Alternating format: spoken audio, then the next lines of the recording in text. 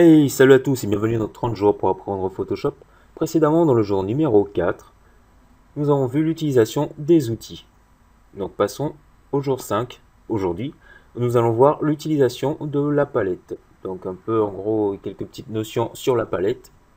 Voilà. Donc passons maintenant sur Photoshop. Dans les épisodes précédents, vous avez vu comment se compose l'interface de Photoshop ainsi que la palette et les outils, donc où ça se dispose. Voilà. Donc ici, la palette se trouvant notamment ici. On va voir un peu comment elle se compose. Donc on a différents onglets qui sont détachables, comme je l'avais dit.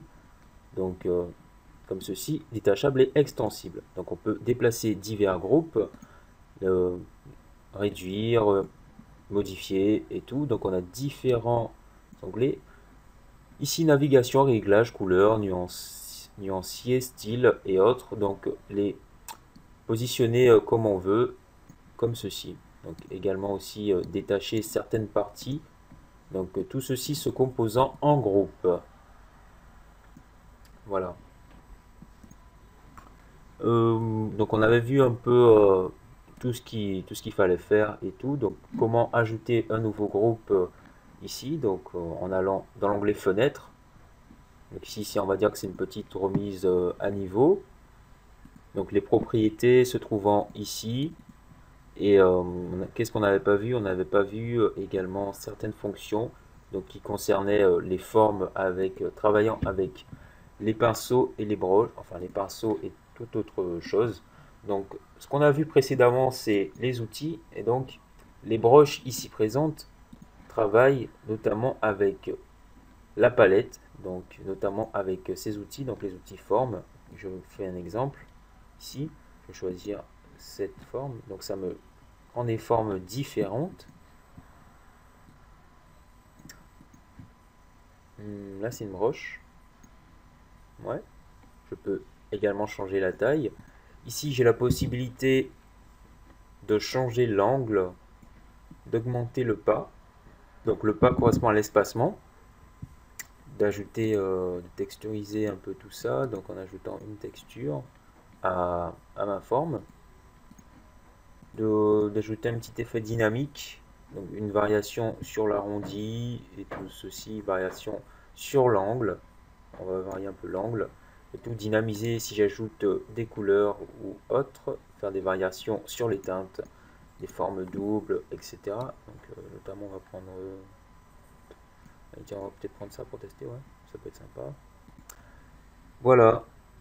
Donc on avait déjà vu un peu tout ceci donc avec le panneau calque où on va se trouver tous les calques pour réaliser notre composition, couche pour les couleurs et tracé pour les tracer avec l'outil plume raccourci P. Ici les informations sur l'image, etc., etc. Voilà. Donc voilà. Des petites variations de couleurs et tout. Donc on avait vu à peu près tout sur la palette un peu précédemment. Si vous trouvez que vous avez un peu trop d'icônes dans votre palette, je vous conseille de créer votre palette personnalisée. Donc en supprimant tout ce qui vous sert à rien, notamment juste en faisant un clic et glisser, vous prenez ce qui vous sert à rien et tout, vous le placez. Ensuite vous avez juste à fermer et voilà. Vous pouvez aussi donc aller ici et créer un nouvel espace de travail ou supprimer un espace de travail. Donc en créant, vous renommez ici votre espace de travail sans les onglets dont vous n'avez pas besoin. Tout simplement. Donc la palette n'a rien de compliqué. Ce qui est plus compliqué, on va dire, c'est l'utilisation des effets que l'on retrouve à l'intérieur, des calques de réglage et ainsi que des autres modes et calques qui se trouvent à l'intérieur de cette palette. Donc après avoir testé les différents onglets que l'on retrouve dans la palette, rien de bien compliqué. Donc c'était une petite vidéo éclair, donc pour faire bref, ça fait 5 jours déjà. C'est peut-être un peu long, mais c'est Il en reste encore, vous allez encore en apprendre un peu plus.